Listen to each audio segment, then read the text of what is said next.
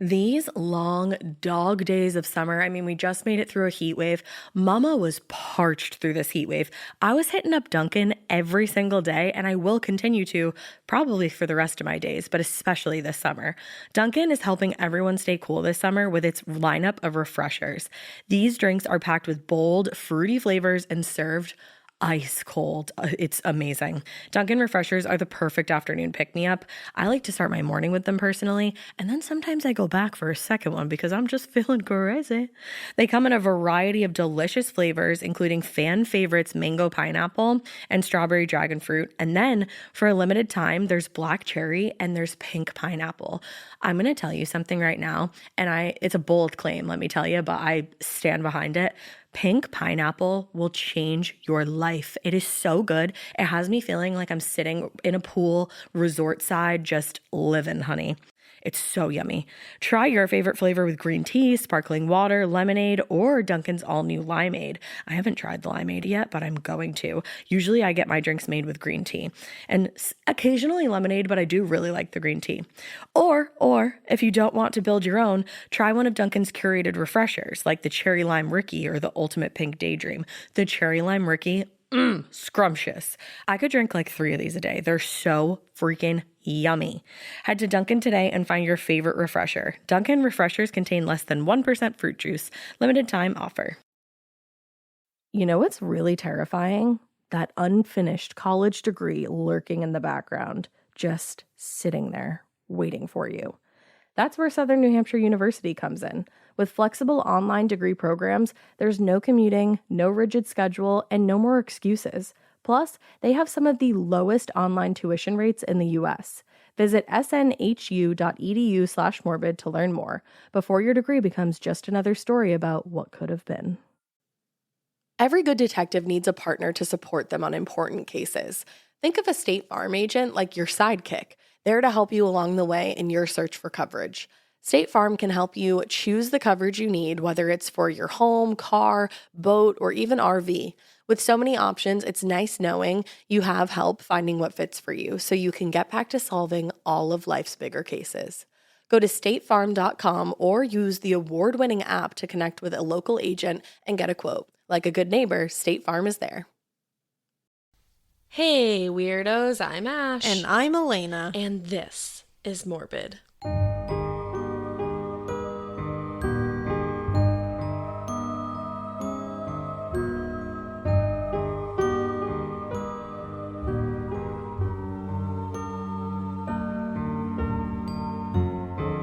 A very special Morbid. This is a super special Morbid, and I'm so we just got off the phone with a very special guest, and I'm like hyped that we got to do this. Yeah, it was amazing. It was. So in episode 214, we covered the case of Molly Bish. Molly Bish was a 16-year-old lifeguard who, on the morning of June 27th, 2000, was essentially abducted from her lifeguard post.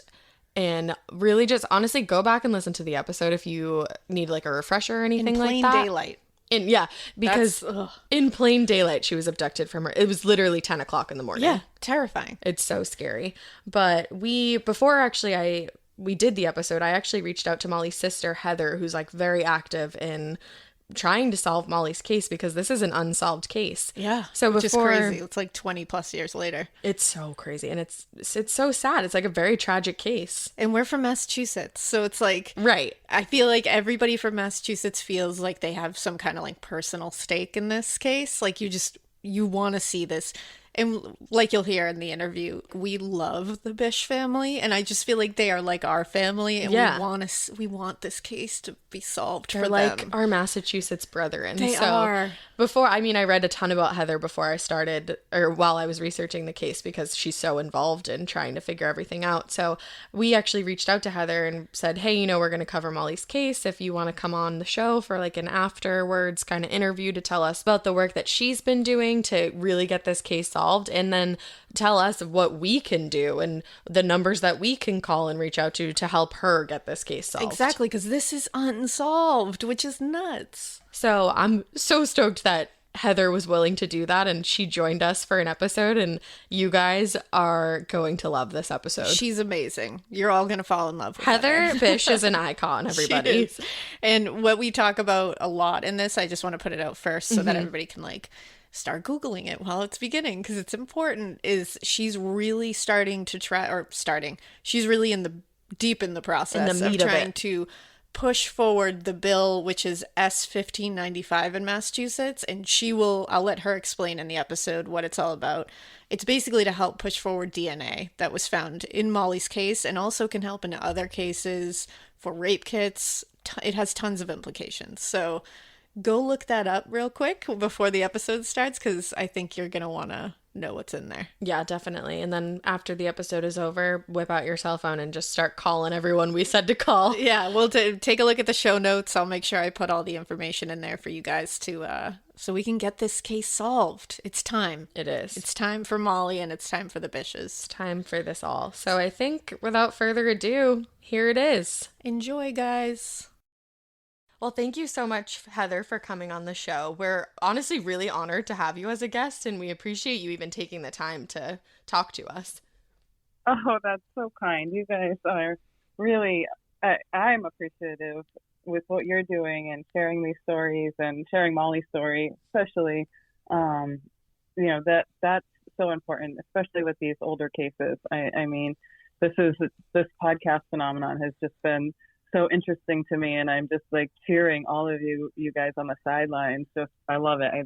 For every case that's getting pieces of information coming forward, or even arrests happening, I'm just in awe of the work of all the creators that are out there, really sharing these stories. So I am honored.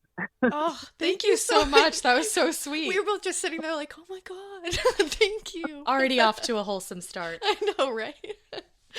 Well, like you were saying, this case, Molly's case specifically, it captivated, the nation. Yeah. It captivated everyone.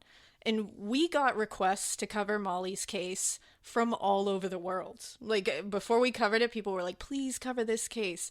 And we were always waiting to do it because we wanted to do it really right, because we're from Massachusetts too. So we were like, we felt like a connection to this. Yeah, we feel like this is like one of our family members. Because, here in Massachusetts, we're all just like feeling like we're one. So we were like, we got to do this right.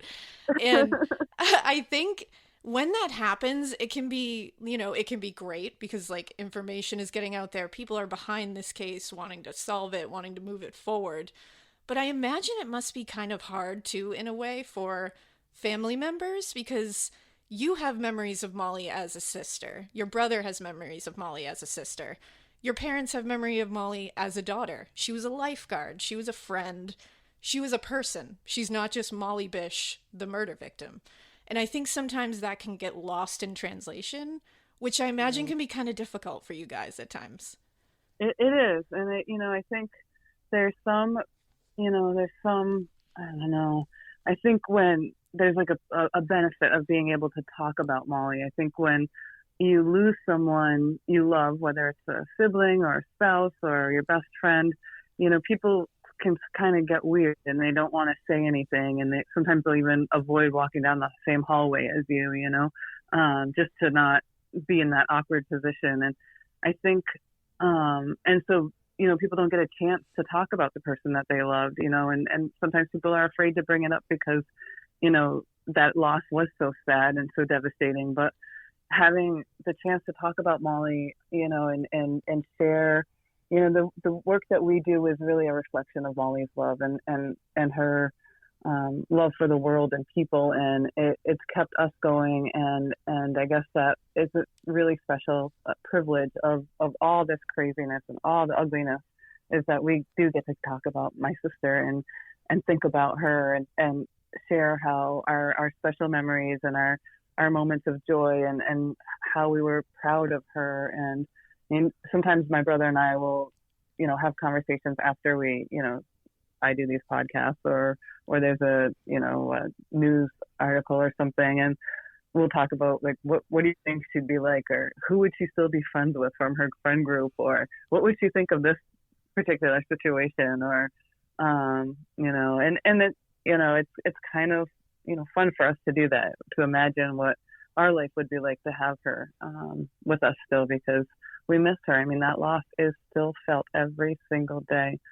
I miss calling her when something good happens. I really miss her on my birthday. I hate my birthday without my sister. It's still awful 20 years later. She should be there with me. And every year that I have to face without her, it's like, ripping that scab off and bleeding again. So it's hard, but there is, you try to, I guess, when there's hard things, always look for those moments that offer, the good, and try to embrace that, because I don't know how we would survive all this terrible stuff in the world if we didn't. Seriously, I can't even imagine trying to navigate this whole entire thing, On top of everything else in the world. So right. So hard. You have such a healthy way of looking at coping, yeah. that I think a lot of people would have trouble doing. Can we plug mental health and Yes. taking care of our emotional health right now, and Yes. be not afraid to go to therapy for 20 years. Absolutely. Because it's so important to continue to unwrap how you're responding to the world, and how your family culture sort of trained you to respond to the world, and how, Yes. you either want to continue that or maybe think about a different way of doing it. Exactly. Yeah, we're Irish Catholic over here, so we know all about that. Yeah, we grew up in a big Irish Catholic family, so We're like, maybe we should talk about our feelings. Right. Oh, I love the generation. I work at a college, so I have the privilege of working with the younger generations, and I just love how they're growing up so much more inclusively and talking about feelings. Yes. And I just think it's going to make a better world someday. Yeah, Absolutely. I think so. Absolutely, for sure. I know, and it's really up to us at this point to teach the younger that generation how to do that, because I think our parents' generation was like right at that point where they were like kind of ready to tell us to talk about our towing feelings. the line. Right. It gets better each time. Yep, exactly. Yeah. Well, going off of that, what is like one thing about Molly from a sister's perspective that you want people to know about Molly, or even like a specific memory that you guys have together that makes you smile? I think I always talk about Molly's love for the world. Molly loved people. She loved animals. She loved babies. She loved being outside, the sunshine, a beautiful day, getting an ice cream cone. She loved living. She loved life. She loved being a part of what was happening around her. And I think, when I think about Molly, and I guess I'm always most proud of how she welcomed people. When she had an art class, she had some special needs students in there, and I always tell the story of how she would write them a note and kind of like encouraging them to be a part of the class and welcoming them and making them feel at home, because they weren't in the other classes with the rest of the students. They were in like a sub-separate classroom. And, just her empathy and her ability to think about other people, that thoughtfulness.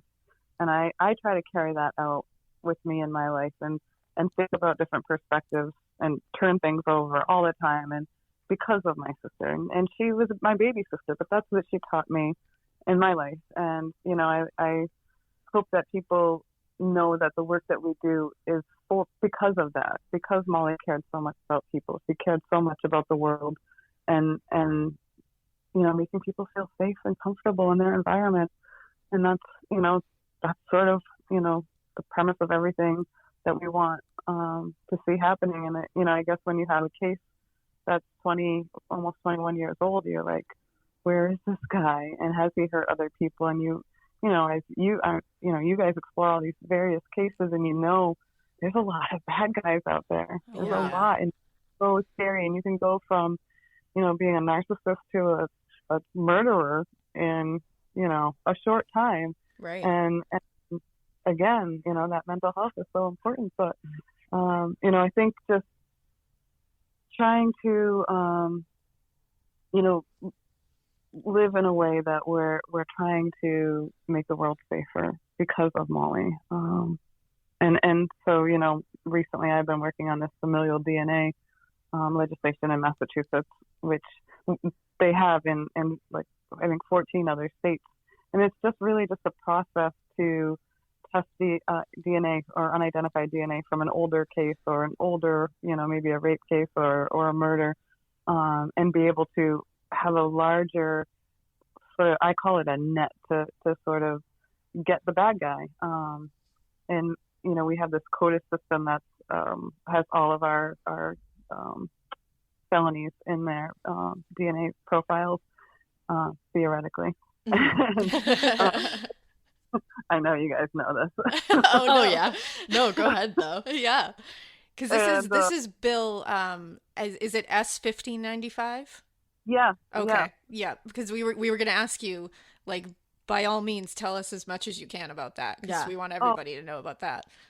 Yeah. So it just really, what it does is it allows law enforcement to put this unidentified DNA forward into CODIS again and test for a partial match or a familial match. So it might, touch on someone 56% or 37%, but that will lead investigators to say, someone in this family committed this rape or committed this murder, and they can go back to the drawing board and sort of figure out where the players were in that family that day. It narrows the field, like, unbelievably. And what's interesting to me that I found out is that 50% of the people in CODIS have a relative in CODIS. So it's so funny because I came across that too, and it shocked me. I know, that's a high number. But then I thought, like, okay, well, there's a lot of teachers in my family. That's my family culture. And I guess if, you're in a family culture that, rapes or molests each other, that's going to continue. Yeah. And so they're more likely to have, people getting arrested in the same family network that are experiencing that trauma. I mean, we all know that these behaviors aren't, coming out of the blue. Most people are turning to crime and these horrific things they do to other people because of trauma. Oh, so, yeah. Mm-hmm. Nurture is a huge part of it. Yeah. So, that's a sad societal number story for us. But if we look at it in a law enforcement perspective or a victim perspective, those are odds I'd put money on at a casino, Oh, yeah. I mean, yeah, seriously. For real. We're going to get the bad guy, and we're using science, and it hasn't, identified the wrong person. It's actually used by the Innocence Project in Michigan as a way to exonerate people. So really, it's just for this bill, it's just setting up a protocol in how we would do it in Massachusetts. And I'm just really, really hopeful that, we can get this through. We have about an 8,000 rape kit backlog in Massachusetts. So we really need to get on top of what's happening forensically in our state. I mean, we're leaders with MIT and WPI. There's no reason. We're cranking out forensic scientists in Boston, and they're all leaving the state. We need to, sort of put some resources together for our forensic, I think. Absolutely. lab. Definitely. Yeah, we need to nourish this. We have it here. We're building it here. We need to nourish it here. Right. Exactly. And, we have a lot of, Worcester County alone has 40 to 60 unresolved cases. That's so crazy. So sad. They go back to the 50s, and, technology might be able to identify this by now, So it's just, I think it's just so important to use what scientific, resources are available for law enforcement. I mean, in today's society, I mean, there's, good cops and bad cops, just like everything, good teachers and bad teachers. And of course. we want to give the good police officers all the tools available to get those bad people off the street. So, there aren't rapes. There aren't 8,000 rapes happening. Yes. Right.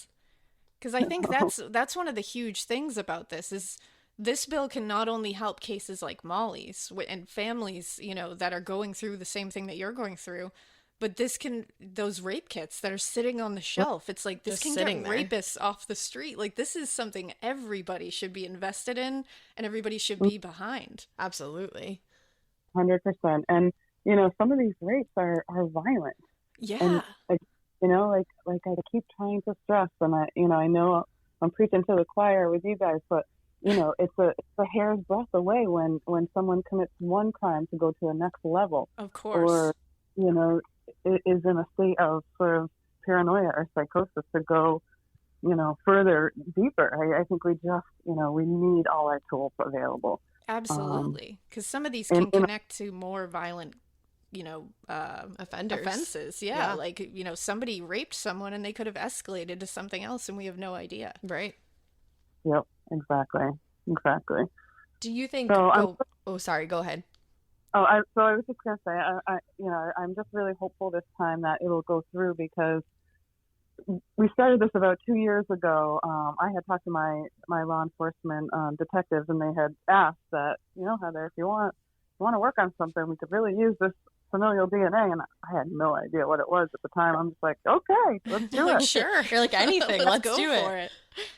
Being in Massachusetts, they're like, every other state has done this as a policy. And Massachusetts is like, nope, we want a law. And so it's so just a higher frustrating. sort of Thanks, Mass. time. But I'm like, I will climb every mountain. I will scream from the mountaintops until I get this guy. And I don't care how far it takes me. I am bound and determined. And, now it's, when you're in that club, that everybody talks about that nobody wants to belong to like this, you really start caring about all these other victims, particularly the ones with that attention. Like, I constantly talk about Patty Gagne, who was murdered in Worcester. Her brother found her the next day. People didn't search for Patty like they did for Molly. She didn't get the national attention that Molly has gotten. And, I just hope that maybe this will help solve Patty Gagne's case too. Absolutely. It's important as all these other victims that I've seen on the news and in podcasts. And, so yeah, we're all in this together. And I'm just really hopeful that this will go through this time, because during COVID, it kind of fell apart, and I was on the Mass Missing Persons Task Force, so we were kind of looking at legislation that was floating around in Massachusetts and trying to put a report together to encourage the legislators to just pass this kind of no-brainer stuff. Yeah. And they said, well, why don't we send your bill, Heather, over to the Forensic Oversight Committee? And, being an educator, I'm like, yes, I am used to working with, like, when I have a problem, I'm working with the autism specialist and the fourth grade teacher, and, we're all kind of coming up with something together. And I literally did the bill myself. I'm, a special ed teacher, not a forensic scientist. But here we go. You're like, I am putting on another hat.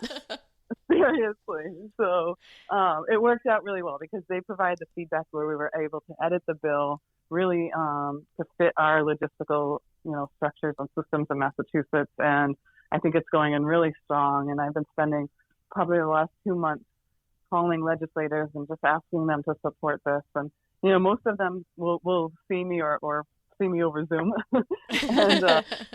and have been really supportive. But, some of them won't meet with me because I'm not in their jurisdiction. So I've been trying to start doing TikToks and whatever media I can use to sort of get people who are in, just people to reach out to their legislators and ask them to support this bill and be the voice that I can't be in their jurisdiction to possibly get this passed. It's important for victim families. It's important for law enforcement. And it's most important for the justice for all these victims that we have. 100%, definitely. Is there anything else that people can do, like people listening, call legislation, obviously? Yeah, I would say that would be the most important thing. If people could call their legislators and just ask them to support S1595 in Massachusetts. And we have a list of legislators on our website. Oh, great. mollybish.com. So people, if you don't know who your legislator is or turned over, things are kind of crazy this year with COVID. Yeah. Who knows who's who or what's exactly. But that's good you have that right there for people to find. And we'll put the link in our show notes for this, so people will have all the places they can go. Yeah, we can even post like a picture of it. Yeah. Thank you so much. I really appreciate that. Oh, Yeah, absolutely. I absolutely. think this is like huge. Like we are fully like, yes, let's do this. When we stepped into this case and just kind of started going through everything, I think because we are sisters, it Yeah. almost gave us that extra edge that like we want to help you. We feel so connected to this. Yeah, it felt like Molly was like we felt like your family reminded us so Of much our of like family. our big Massachusetts family. Like we just your parents just like I remember us in the episode we're just like, "Oh my God, I just love this family and I want Right. them to get justice so badly."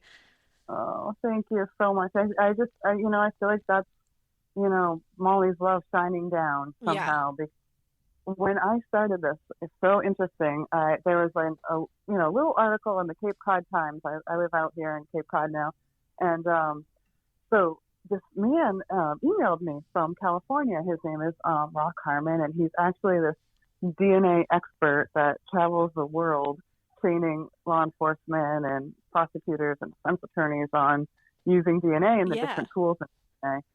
And I don't know who I'm talking to, but he was very nice and really coaching me and helping me really understand the science part, which was really imperative for me to do this. Yeah, huge. So turns out he was a former prosecutor on the O.J. Simpson case. Oh, And he wow. just so touched by what had happened in that case that became sort of a mission for him. I love that. Retired in California, and he's been sending me articles and explaining things for me, going to meetings with me, talking to district attorneys to explain the little nuances between like YSTR profiles and familial DNA and what are these little differences. So he, to me, those are like when Mr. Roger talks about look for the helpers. Yes, look for the helpers. Yes. That's the helpers, and that's those are the things you hold on to in life, and remember all the good and the good people that are still out there, because we're much stronger than these people who are really sick and committing horrific acts. Right. And there's been a lot of people of interest, it seems, over the course of the past 20 years. Is there anyone on the suspect list or anyone on as a person of interest that you think is a good candidate for this? Or do you think that it's someone we maybe even haven't looked at yet?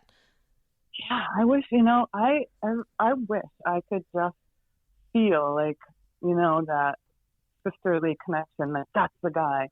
But there's so much circumstantial evidence to So much. Some particular people that have been out there in the media. And, there's always that wild card that was this just someone that happened to go smoke a cigarette before he went to work or after he dropped off, his mother at an appointment or something and saw this lifeguard there and then came back the next day and grabbed her. Yeah. I've never really been able to identify the guy in the white car. He's never come forward. So could he be Rodney Stanker? Could he be Gerald Bastoni? Could he be, any of the number of other people that have been brought up? Right. Possibly, because we know witness, testimony is kind of tricky. And my mom, saw the guy, but, it's hard to say that's the guy, that's definitely the guy. They all look like the guy. Yeah, they all do in some specific way. It's true. It must be so frustrating too, because I'm sure you get this really giant feeling of hope every time a new person is introduced. Mm-hmm. Absolutely, I do. And you just you try to make sense of who would how would they exist after, and who could possibly do this after 20 years and just fit. What are they doing now? I mean, that's, I think, what gives me the most anxiety is where is this guy and what is he doing? If he's in jail, great. If he's dead, great. If he's one of those two guys and he's either dead or in jail, then okay, but I don't know that. And so it's hard to rest, Oh, I can't when imagine. you know that. And, I wish I could, know. We talked to psychics. I mean, when Molly first disappeared, I had an 11-month-old baby, and I would have her on my hip, and I'd be running through the woods with these psychics. And I mean, I didn't know if I was going to find my sister's body or something. It was so terrifying, but you didn't know what to do. and you're just trying to do something.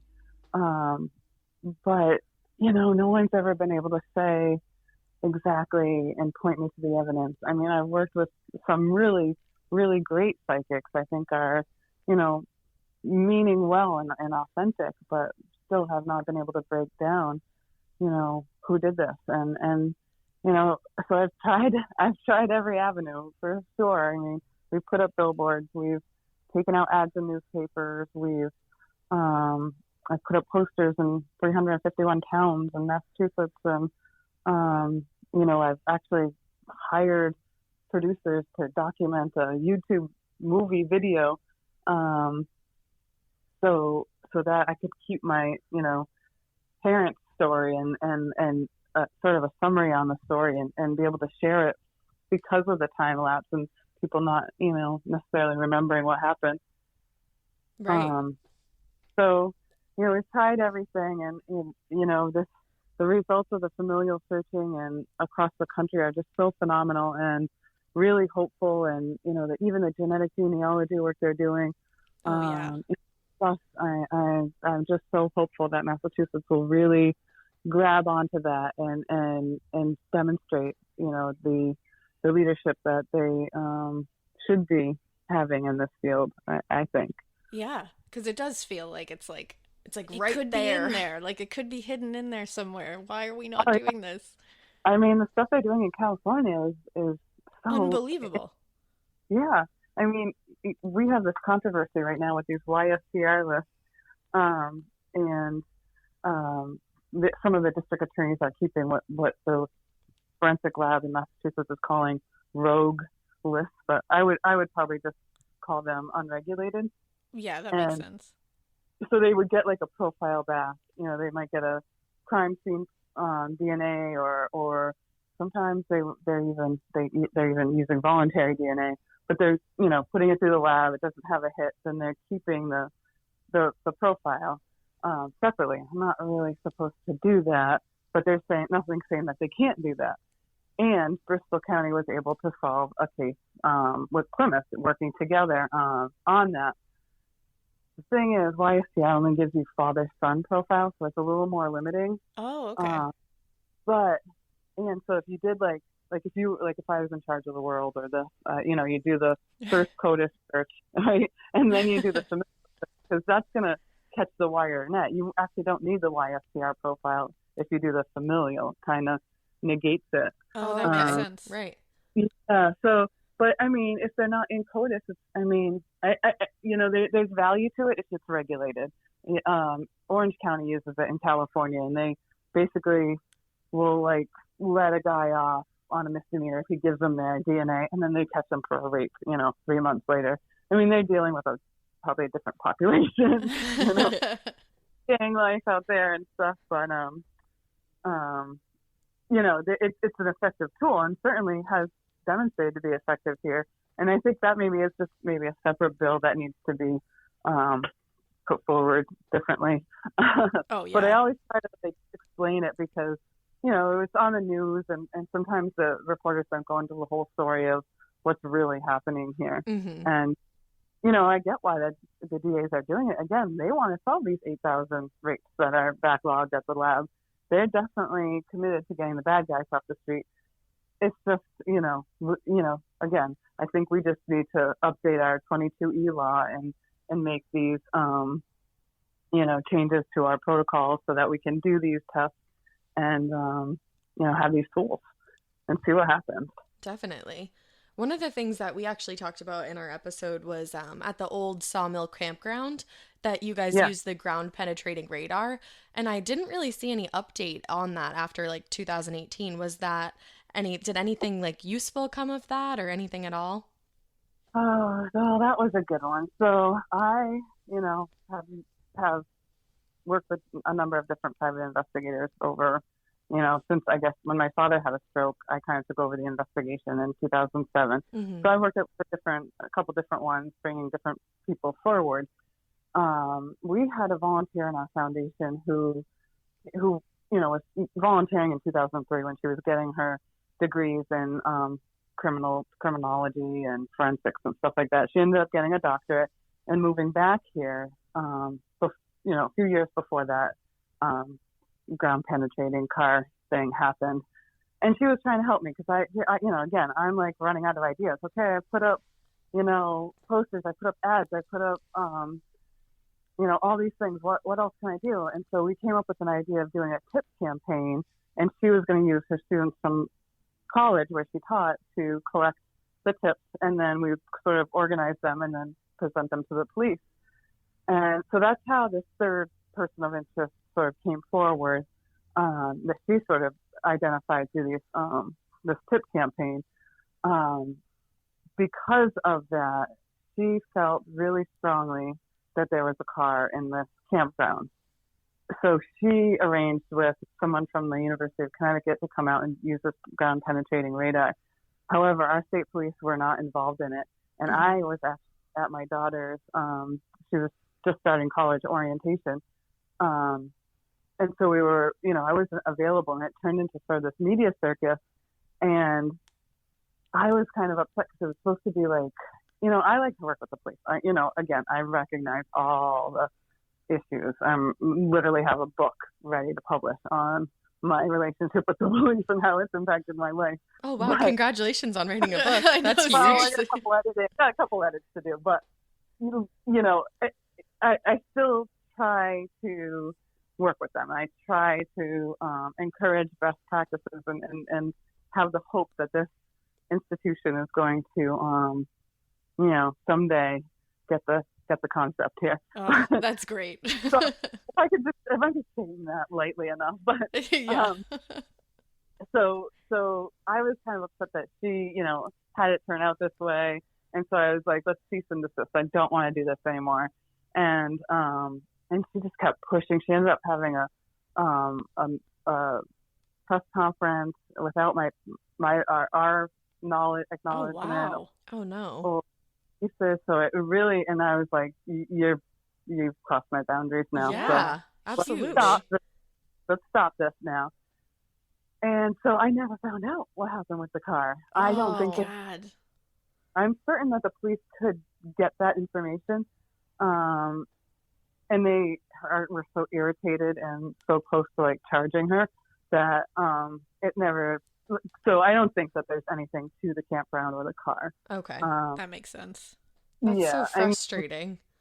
And then she wrote a book after. Oh my goodness. Yeah. Are you kidding me? That is not okay. But you know what she did? It would have been fine if she had done like a case study on Molly. Yeah. Again, she had the education to do that, but she put my parents' speeches into the book and like put herself into our story. Like she was part of our life. Oh no. Oh, that honestly like gives me like a pit in my stomach. Yeah, I was gonna say my stomach just That's flipped. so gross. Literally, like she wrote letters to Molly in this book. Like if you read this book, holy smokes. Oh, hate that. See, that's the thing that's frustrating. Like to have to go through that. Yeah. Very betraying, very violating. Yeah, that's the thing. Violation is what it feels like. Right. Yeah, very, very much so.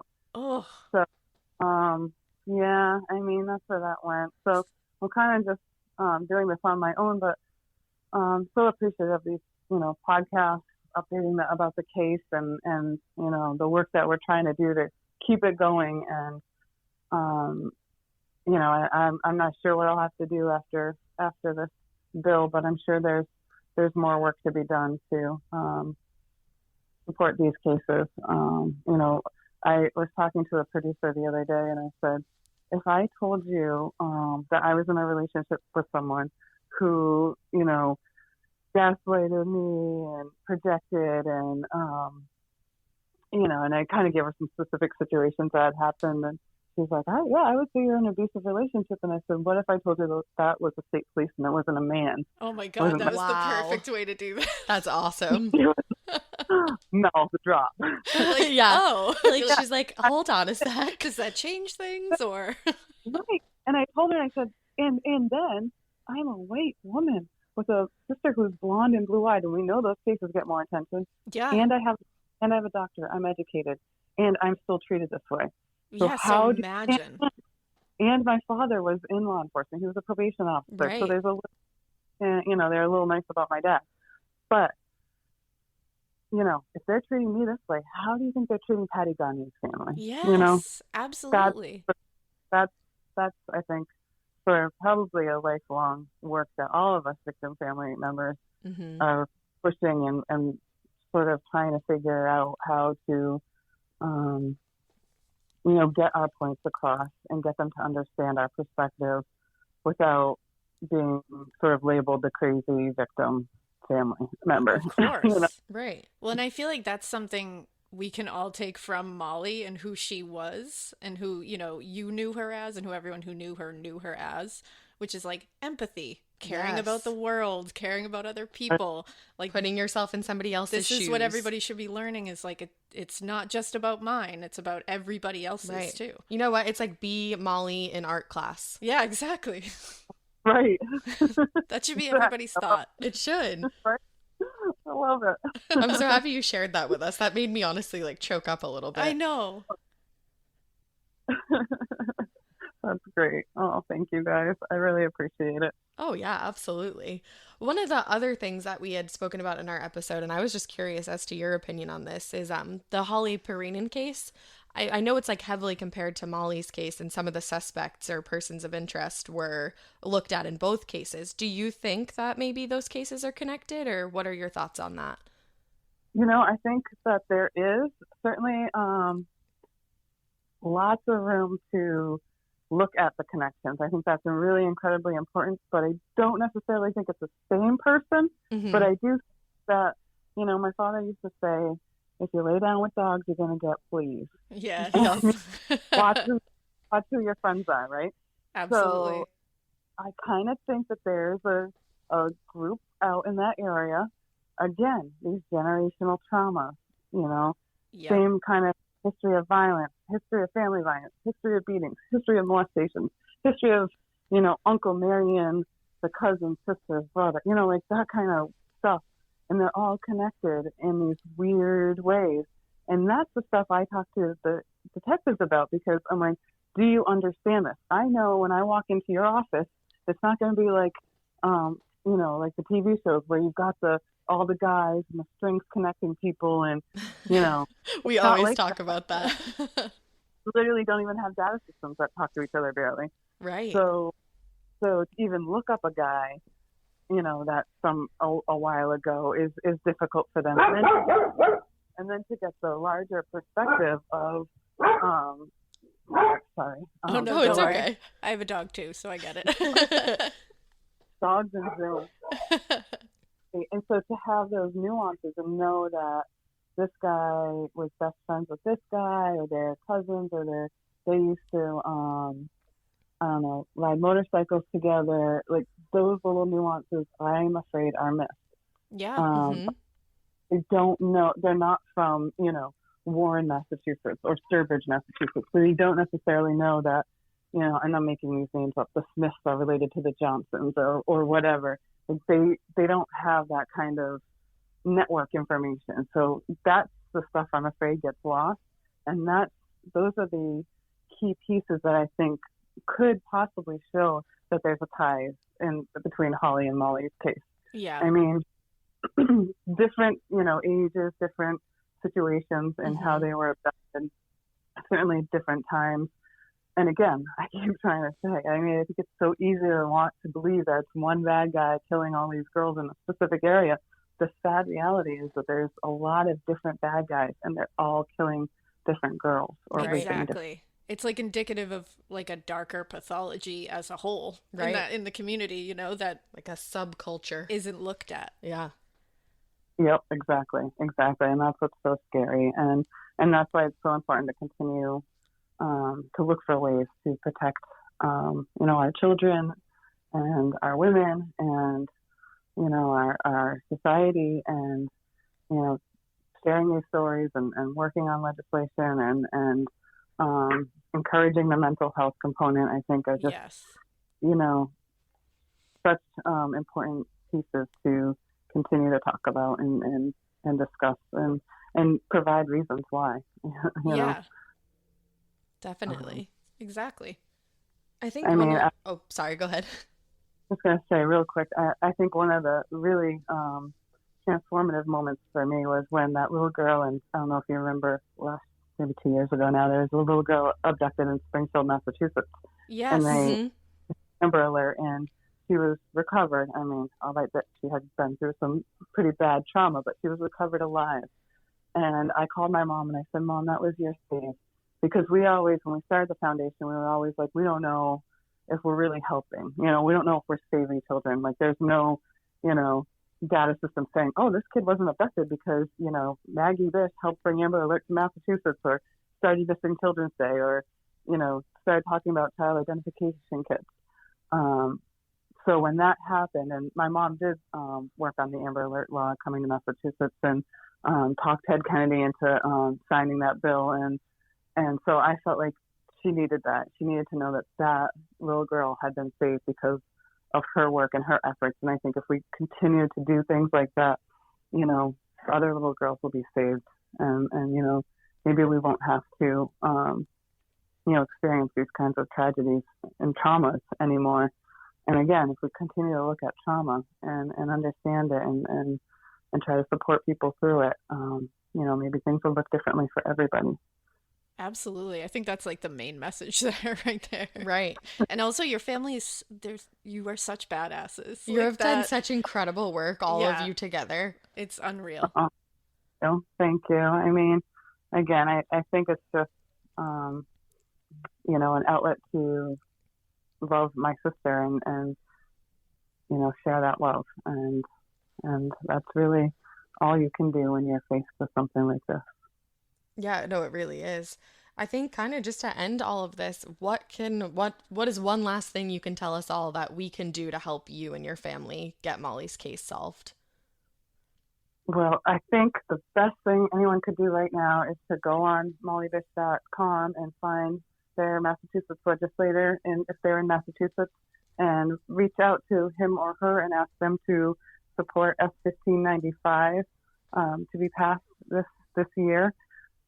If you're not from Massachusetts, continuing to share Molly's story, continuing to share the results of familial DNA analysis across the country. I mean, right now we only have about 14, 15 states that have it, and there's 50 states in this country. So we really get on this, because there's certainly Molly's case, and isn't the only case. I mean, my friends in Minnesota and Florida who have experienced equally traumatizing abductions in their family, and having these tools are important for all of us to have in this country, and to keep us all safer. Absolutely. And I think I want to encourage everyone to go to the Molly Bish Foundation webpage, which we're going to link all of these things in the show notes so everybody can get to all of this. Also, if you want to read Bill S1595, I'm going to link where you can read that too, because you can go on the masslegislator.gov website to find it. But I think it's important. Everybody should know that this is like so far reaching. This is so necessary. It's so important that this bill goes through. So everybody give your support. Yeah, as a true crime community, everybody. Let's come together and get this done. Absolutely. Thank you so much. I really appreciate it. No, thank you. Yeah, thank you so much for taking the time to talk to us, and everything you shared was just like so eye-opening. Thank you. It really was. This was such an awesome conversation. Thank you. I really appreciate it. And I just really appreciate you guys and your support and your dedication, and being from Massachusetts. Yeah. Thank you so much. And we'll absolutely stay in touch. And if anything else comes up that we can do to help, like, we really want to help work with you. Yeah, we feel like very strongly about this case, about you guys, your family, about Molly. We would love to push this forward in any way we can. Awesome. Thank you so very much. I will definitely stay in touch. Absolutely. You are welcome anytime here. Yeah. You have our number now, so text us anytime or call. Any updates, we'll have you right back on. Okay. Thank you. Thank you so much, Heather. Take care. You too. Bye. Bye. So we hope you guys enjoyed that episode. Yes. I think it was awesome. And you can go to the mollybishfoundation.com to contact your legislators and ask them to support Bill S 1595. Yeah, and we'll put all that in the show notes. So just look at where you look at the details for the episode, and we'll have all the links in there that you can follow. But do it. I think it's good for everybody. It's going to benefit us all. So It is. And thanks again to Heather for joining us. thank you so much, Heather. You were a gem. So guys, we hope you keep listening. And we hope you keep it weird. But that's everything you don't call about Bill S 1595. Woo!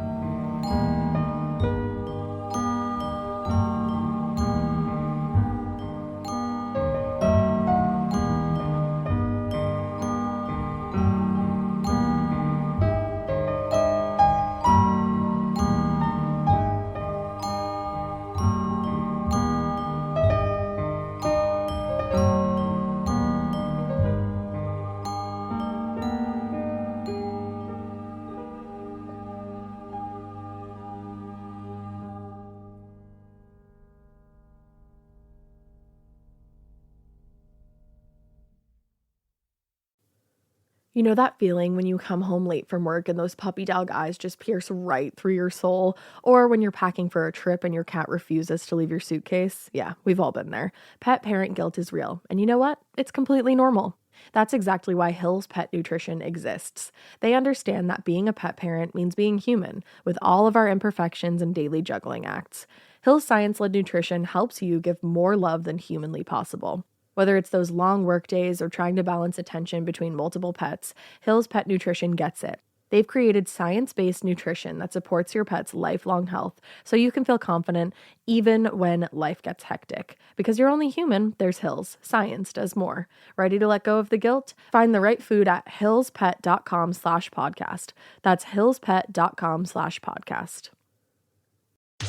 Girl, let's get real. Some pads are just diapers with a good PR team, but not the new Kotex BioCare. That's because Kotex BioCare helps defend against odor and irritants. And it's the first and only pad with this pH proactive system that helps optimize the pad's pH. Just think of it as self-care for down there.